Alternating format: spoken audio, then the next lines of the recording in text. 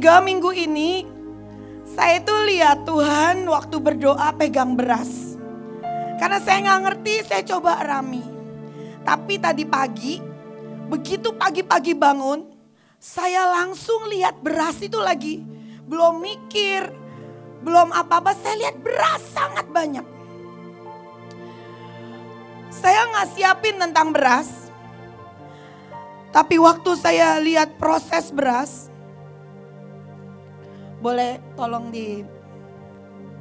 ditampilkan, next. Proses menjadi beras itu sebelum pada waktu dipanen, itu memakai tangan atau mesin. Mungkin saudara yang dari zaman dahulu dengan tangan Tuhan. Kalau kita sering dengar proses pendahulu-pendahulu kita lebih gak gampang. Dibejek lebih gak gampang. Ada yang naik truk sampah. Ada yang Ibu Puji jualan rambutan dengan becak. Para pemimpin kita doa 8 sampai 12 jam dengan tangan sendiri. Tapi mungkin sudah tidak ada waktu lagi. Kita harus benar-benar dipanen dan siap dipanen. Untuk memberi makan sangat banyak orang. Sehingga dengan mesin Tuhan, kalau saudara lihat, kenapa sih penginjilan hari-hari ini cepat sekali? Karena harus pakai mesin. Dan saudara, proses menjadi beras itu pertama-tama sebelum semuanya itu harus direndam di karung goni. Supaya mencapai kelembapan sekitar 25%. Kalau saudara lihat perjalanan Bahtera di awal, Pak Yusak bilang, semua jubah itu pakai kain dari seperti karung goni. Itu proses direndam untuk siap saudara menjadi orang-orang yang memberi makan. Tapi ada masuk musim dengan cara dipukul-pukul. Mungkin saudara harus dihardik, dididik untuk siap. Tapi kemudian ada proses dijemur seminggu. Kita suruh jemur sejam aja kita gak mau.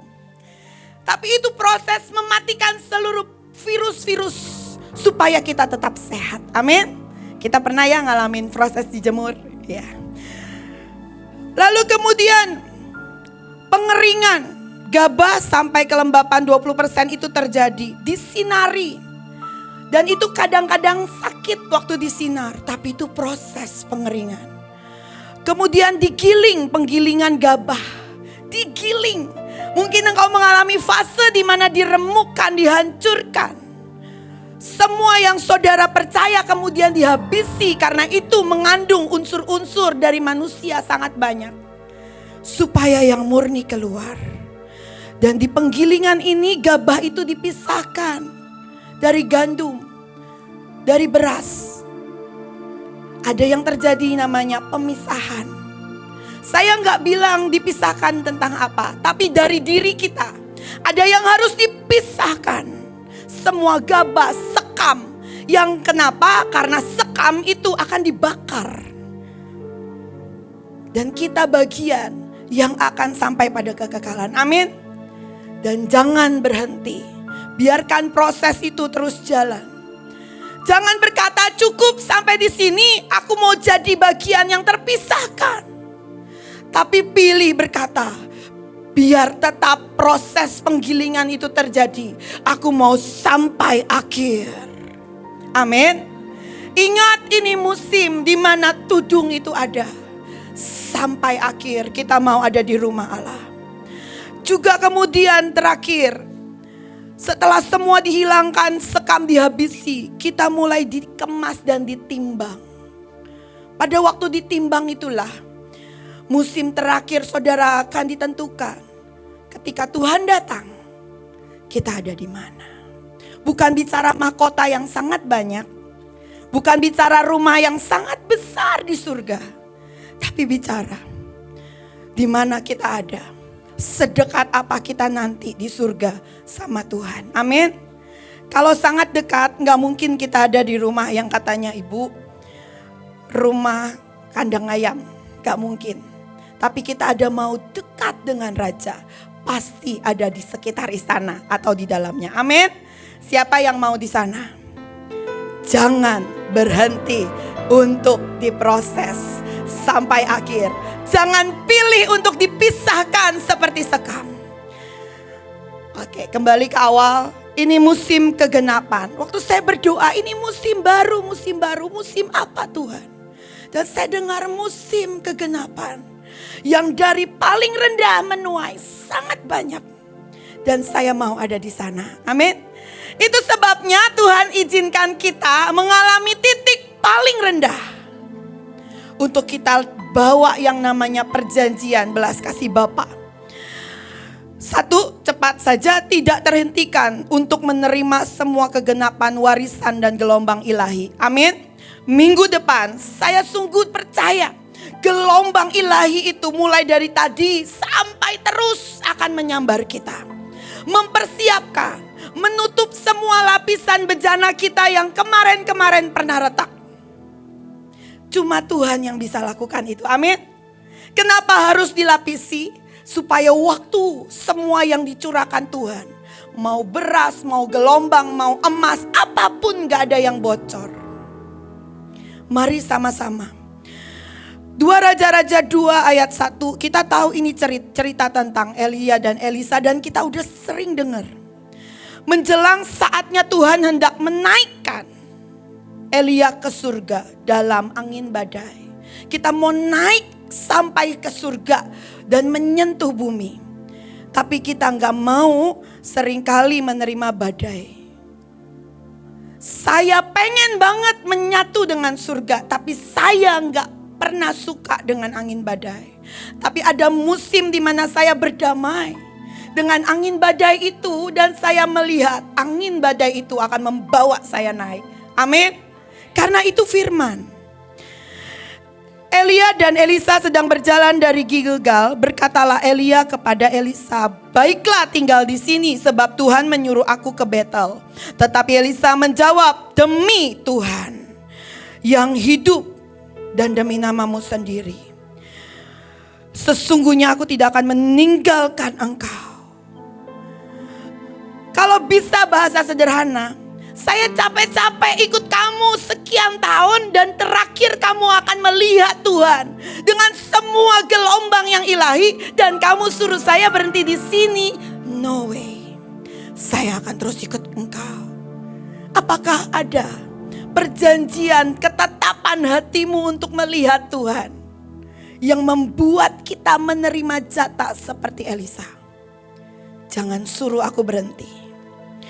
Lalu kemudian demi siapa? Demi Tuhan yang hidup. Dalam hidup Elisa dia tahu demi Tuhan yang hidup. Shalom saudara. Apakah saudara di tempat ini ada demi seseorang? Atau saudara sepakat dengan kita semua demi Tuhan yang hidup? Angkat tanganmu.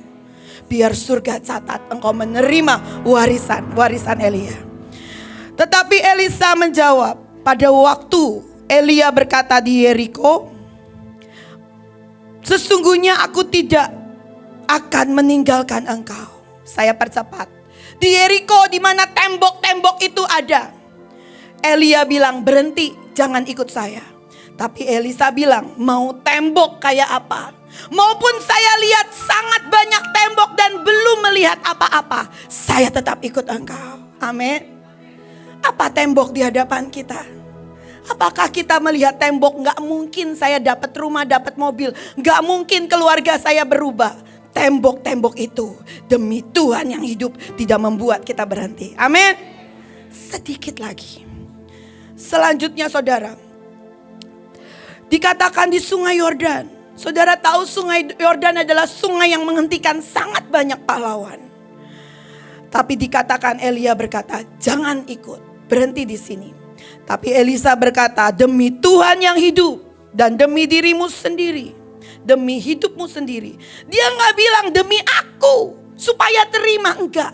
Demi Tuhan yang hidup dan demi hidupmu sendiri. Dalam hidup Elisa, Tuhan dan hati yang sungguh-sungguh, heart and soul dengan tuannya adalah perjanjian yang kuat dalam hidupnya. Amin. Saudara, namanya heart and soul. Kita gak bisa bilang, kamu susah, saya tetap senang. Kamu senang, saya akan senang. Gak bisa, susah, senang, hidup dan mati kita sama-sama. Amin. Itu heart and soul.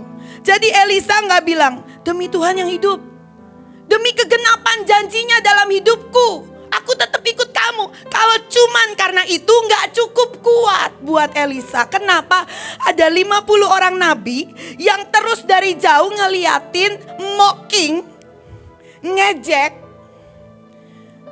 ngata-ngatain Elisa.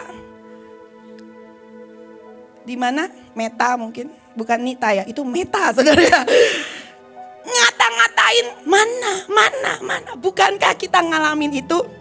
Tapi demi heart and soul, dengan Allahku, dengan semua pemimpin kita, dengan semua pendahulu kita. Pemimpin kita itu saudara, dari zaman Rasul Paulus. Shalom, Bapak Paulus akhir zaman. Ada di tengah kita, berikan tepuk tangan. Penginjil yang menjungkir balikan dunia dan saudara-saudara. Demi pemimpinmu yang setiap minggu di sini, gak peduli dikatain apapun, tetap ngajarin, mengambil resiko.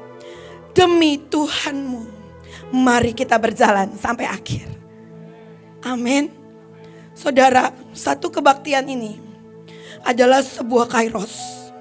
Apakah hari ini atau minggu depan, atau mungkin minggu lalu hidupmu akan diubahkan. Kita gak pernah tahu. Tapi jangan lewatkan itu. Lalu kemudian saudara, terakhir dikatakan dan next. Tidak terhentikan. Menjadi tidak terhentikan untuk menerima. Gak pernah saudara kita bilang kita ngabdi dan Tuhan kita cuman pengen ngelihat kita jadi korban. Gak pernah saudara. Kita mengabdi cuman untuk disembelih, gak pernah saudara. Karena dia sendiri sudah memberikan nama untuk dirinya, anak domba yang disembelih di atas kayu salib. Dan dia sudah replace tempatmu yang harusnya digantung, dibunuh dengan dirinya sendiri.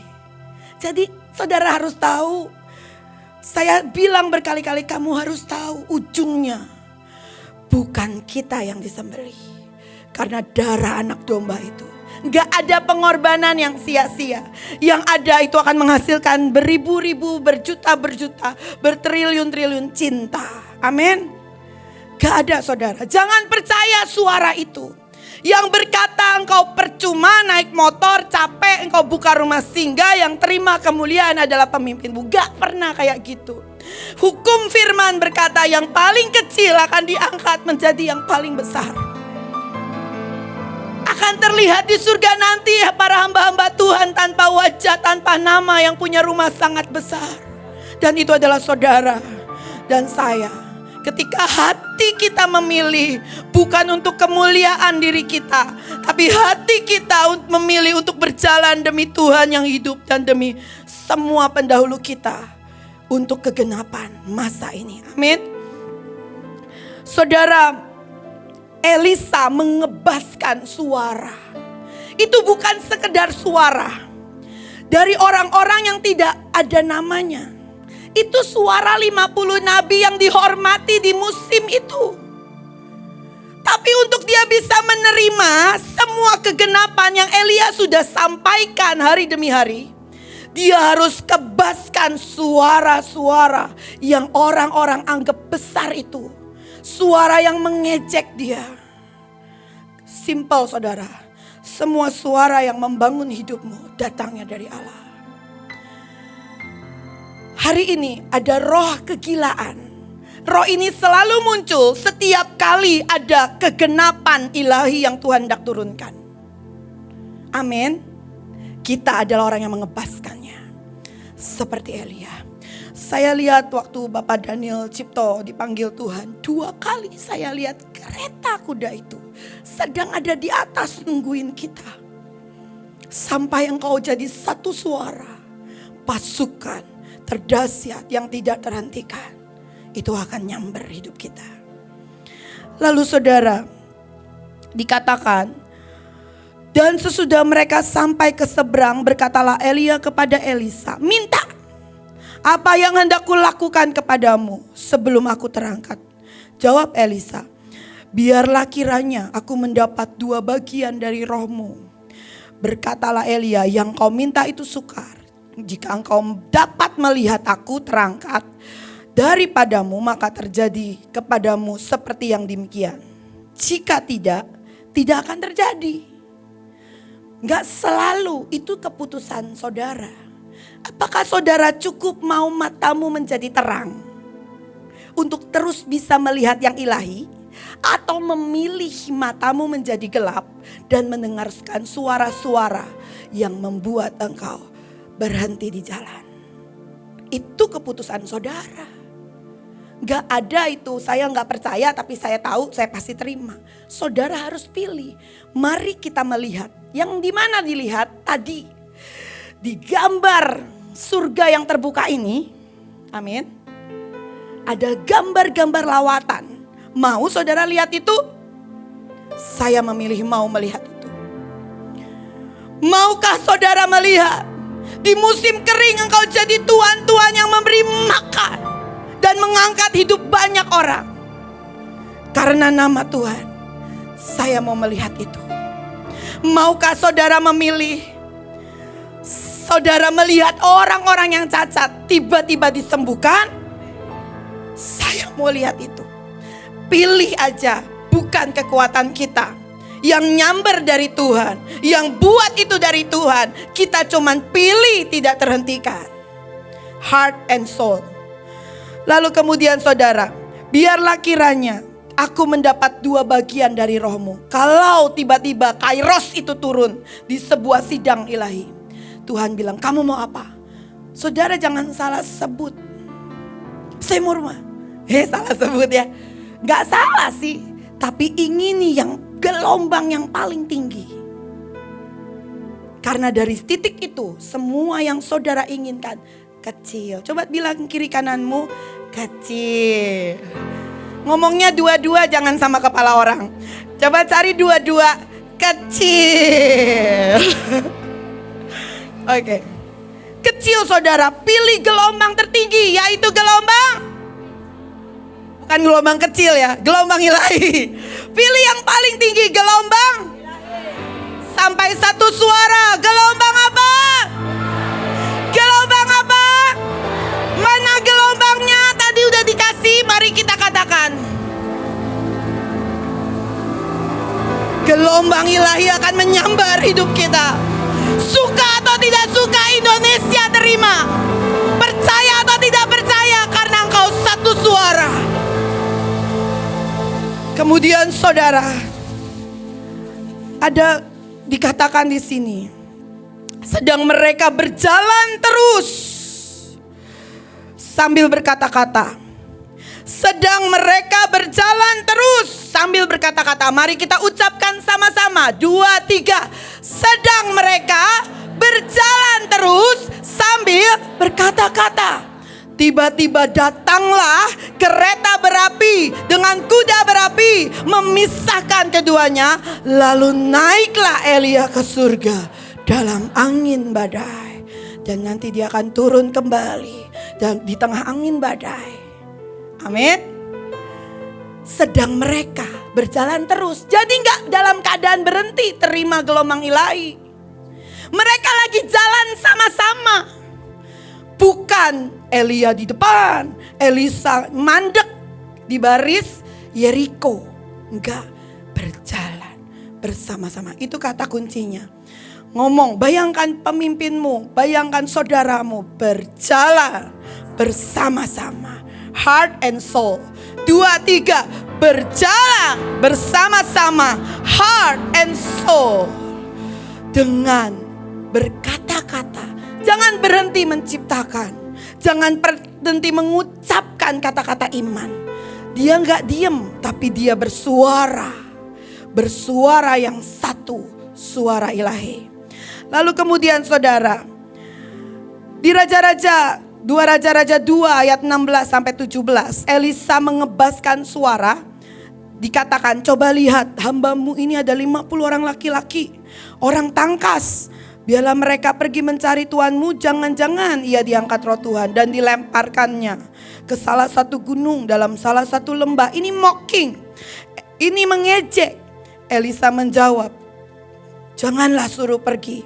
Tetapi ketika mereka mendesak-desak dia sampai memalukan. Jadi ingat ya, kalau hidup kita mempermalukan orang dengan berharap supaya orang itu berhenti dari Tuhan, berhenti dari panggilannya, itu adalah bagian orang banyak. Tapi kita Elisa akhir zaman, amin.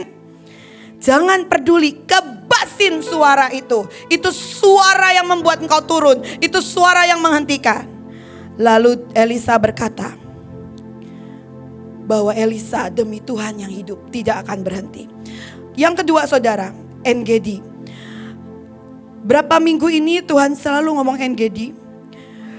En-Gedi itu adalah sumber mata air, sumber di mana menghasilkan banyak anak.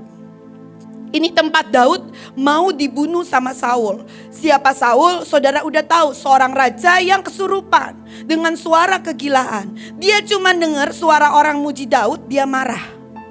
Dia percaya dengan suara-suara dan dia nggak pulih. Kemarin kita udah belajar tentang inner child.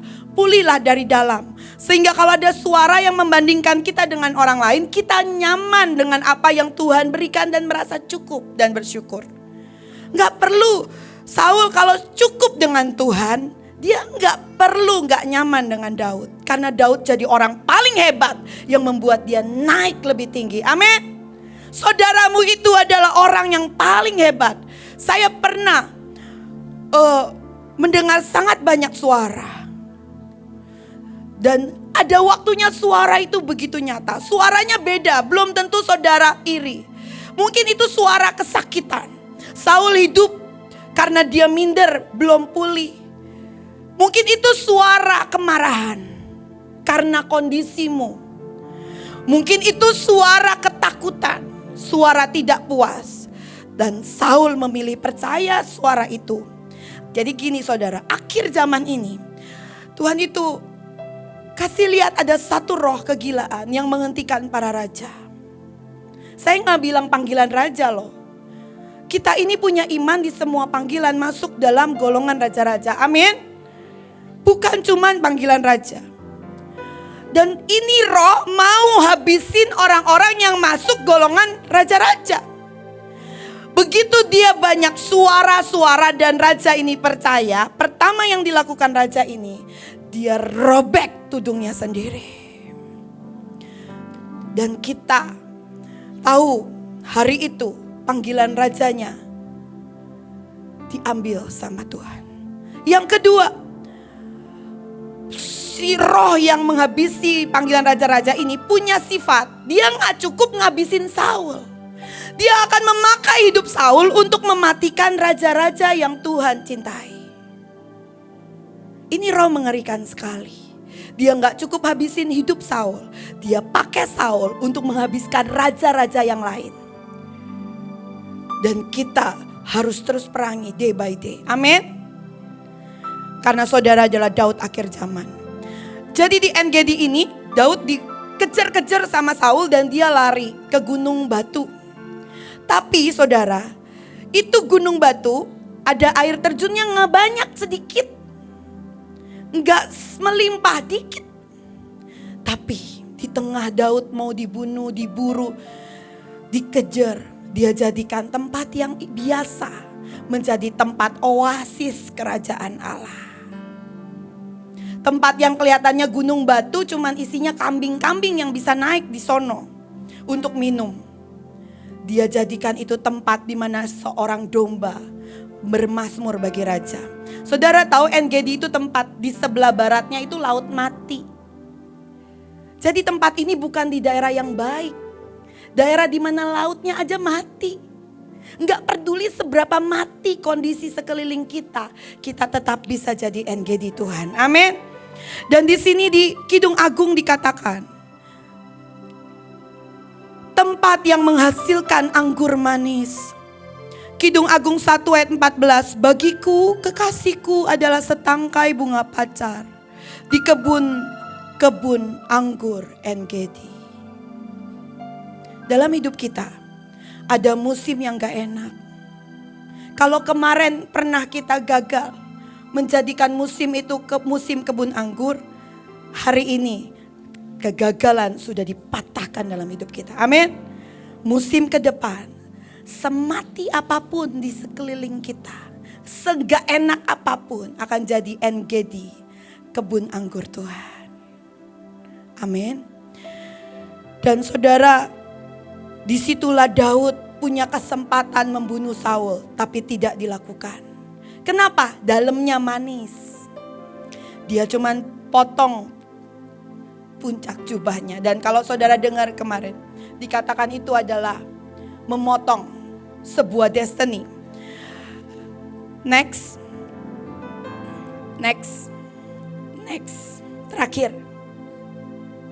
Terakhir, next. Saudara, saya melihat ada dua roh. Dan satu roh yang namanya roh babi itu mulai muncul. Orang-orang akan didorong kembali kepada kubangannya. Kembali pada pola pikirnya yang lama. Kembali kepada cara-caranya yang lama. Dan pergi meninggalkan rumah bapaknya.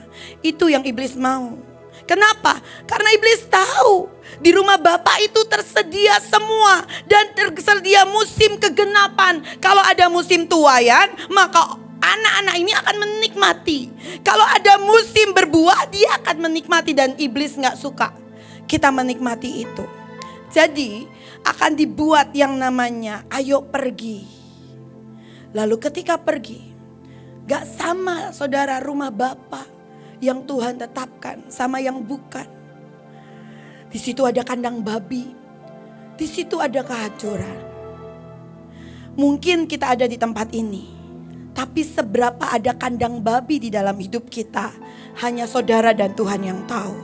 Hari ini, biar engkau menjadi orang-orang, minggu depan kita akan terima semua kegenapan lebih lagi.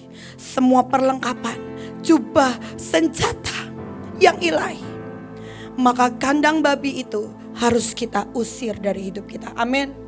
Saya gak bicara yang di luar. Biar itu dari dalam. Ada kandang babi apa? Ada pola pikir yang sama berulang-ulang sampai engkau gak pernah bisa menang dan melihat bahwa Bapakmu baik. Ada cara berpikir yang lama sehingga engkau gak percaya bahwa pemimpinmu itu mau yang terbaik buatmu. Hidup dalam kandang babi itu menyakitkan. Dan itulah yang dinamakan roh kegilaan.